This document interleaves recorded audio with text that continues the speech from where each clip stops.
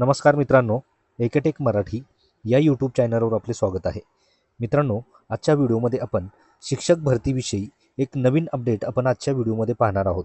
तर यामध्ये मित्रांनो आता राज्यातील स्थानिक स्वराज्य संस्थाच्या प्राथमिक उच्च माध्यमिक शाळांमधील शिक्षक पदभरती पवित्र पोर्टलच्या माध्यमातून करण्यात येणार असल्याचे शिक्षण विभागाने या ठिकाणी जाहीर केलेले आहे. तसेच पवित्र पोर्टलमार्फत शिक्षक भरतीला हिरवा कंदील मिळालेला आहे. तसेच मे 2026 पर्यंत रिक्त पदे भरण्यात येणार आहेत. तर मित्रांनो, काय आहे शिक्षक भरतीविषयी नवीन अपडेट हे आपण पाहूया. तत्पूर्वी मित्रांनो, चॅनलवर जर पहिल्यांदा आला असाल तर व्हिडिओला एक लाईक आणि चॅनलला सबस्क्राईब करायला विसरू नका. तर चला तर मित्रांनो, व्हिडिओला सुरुवात करूया.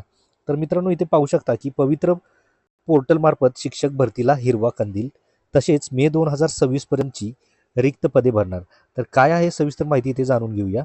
इथे पाहू शकता मित्रांनो की राज्यातील स्थानिक स्वराज्य संस्थाच्या प्राथमिक उच्च तसेच प्राथमिक माध्यमिक व उच्च माध्यमिक शाळांमधील शिक्षक पदभरती पवित्र पोर्टलच्या माध्यमातून करण्यात येणार असल्याचे शिक्षण विभागाने जाहीर केलेले आहे.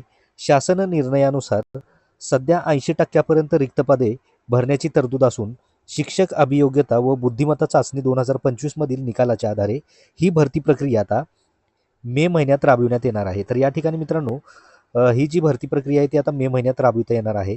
तसेच राज्यातील शाळांमध्ये दरवर्षी मोठ्या प्रमाणात शिक्षक सेवानिवृत्त होत असल्याने तसेच संच मान्यतेनुसार नवीन पदे उपलब्ध होत असल्याने शिक्षकाची कमतरता निर्माण होते.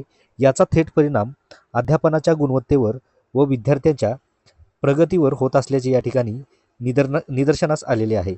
तसेच पुढे पाहू शकता की यामध्ये प्रत्यक्ष वर्गात अध्यापनाचे कार्य सुरळीतपणे चालू राहावे यासाठी वेळेत शिक्षक उपलब्ध करून देणे आवश्यक असल्याचे या ठिकाणी शासनाने स्पष्ट केलेले आहे.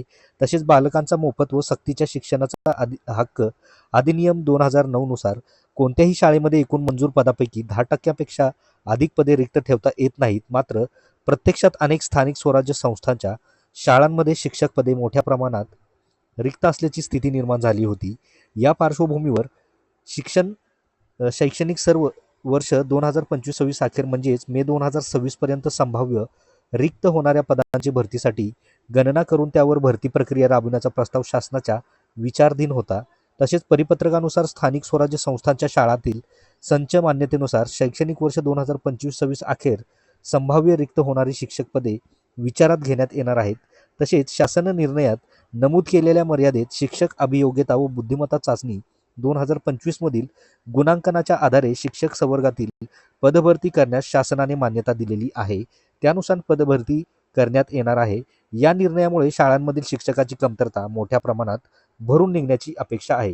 तर मित्रांनो, शिक्षक भरतीविषयी एक मोठी अपडेट आपण आजच्या व्हिडिओमध्ये पाहिलेली आहे की ज्यामध्ये आता शिक्षक भरतीला हिरवा कंदील मिळाला आहे.